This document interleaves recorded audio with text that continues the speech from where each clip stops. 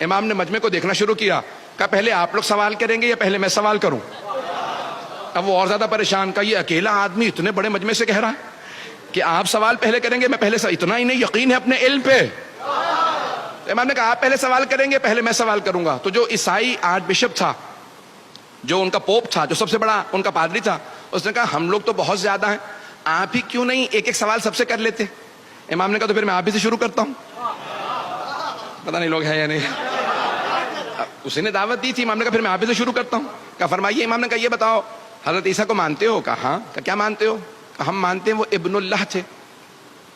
ابن اللہ یعنی اللہ کا بیٹا، سن آف گاڈ۔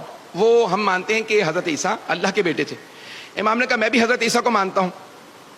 حضرت عیسیٰ اللہ کے نبی تھے، اللہ کے بندے تھے، بس نماز روزے میں چور تھے۔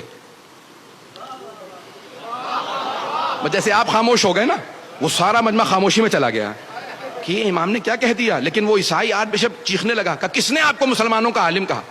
وہ حضرت عیسیٰ جن کے لیے پوری زندگی میں کسی نے دن میں دسترخوان نہیں بچھایا، رات میں کسی نے بستر نہیں بچھایا، آپ نے اسے کہہ دیا نماز روزے کے چور تھے؟ کہ دن میں دسترخوان نہیں لگا، یعنی پوری زندگی روزے رکھے، رات میں کسی نے بستر نہیں بچھایا، وہ پوری رات تہجد پڑھتے تھے، آپ کہتے ہیں نماز روزہ نہیں کرتے تھے۔ امام نے کہا اچھا تو تم مانتے ہو نماز روزہ کرتے تھے؟